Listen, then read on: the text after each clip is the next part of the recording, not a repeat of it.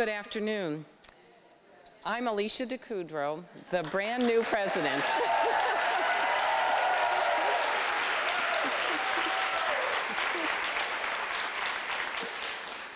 As you might imagine, I am very pleased to welcome you to an exciting panel discussion, Mobilizing Change, Educating a New Generation of Women Leaders.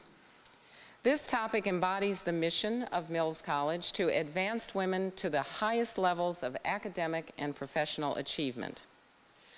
Earlier this year, an unprecedented milestone was set when the U.S. Census Bureau reported that, for the first time, women exceeded men in the attainment of advanced and bachelor's degrees.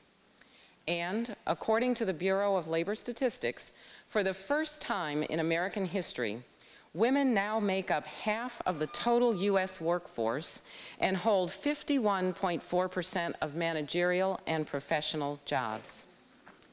Clearly, we are witnessing a swell of change that raises some important questions. As a nation, what should we expect from the economic and societal shift these changes will inevitably trigger? As women, how can we harness this momentum to mobilize change? And as educators, how can we successfully educate a new generation of women leaders? Today, we have brought together some of the country's top thought leaders in economics and gender equity to discuss the potential power of these critical trends and the impact they will have on women and society as a whole. It's a privilege to be here with you today and with all of you. Today's inauguration represents a new beginning for Mills College, one we expect will lead and build Mills' success in higher education, one we anticipate will lead students, faculty, and staff to fulfill their potential in the workplace, in the classroom, and in the community.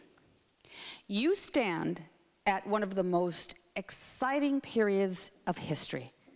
For the first time ever, more women than men are earning not only bachelor's degrees, but also advanced degrees. Think of that. More of us are learning how to think.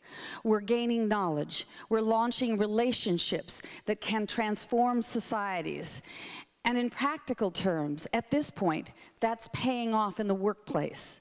Our long, deep recession is hitting everyone hard, but it's hitting women, especially educated women, a little less hard right now.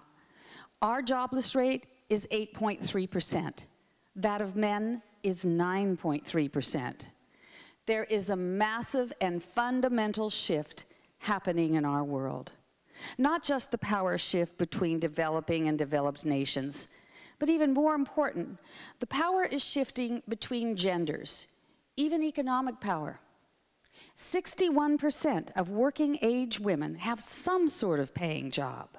The number of women-owned businesses grew 20% between 2002 and 2007, and as of 2007, represented nearly 29% of all non-farm businesses. And though the wage gap between men and women in the United States is still with us, it's shrinking, with women's wages totaling just 64% of a man's pay in the year 2000, but growing to 78.2% of a man's wage today. What's more, women make 80% of all consumer purchases. That's a lot of economic clout. And this gender shift goes beyond economics. Gender is in large part no longer defining our roles in society, not in our homes, our workplaces, not in the government. But the work involved in achieving and managing this shift successfully, and for the benefit of all, is formidable. It includes the demand for an ever more educated woman, for an ever more connected woman, a more assertive woman, and yes, even a more compassionate woman. Are you there yet? Are you prepared to take advantage of these new opportunities? To learn the skills, make the plans, and take the risks necessary for a better future? How will Mills educate and prepare you to take advantage of these changes?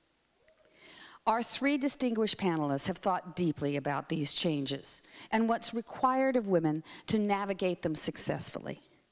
and they will share their research, their experience, and their wisdom with you today.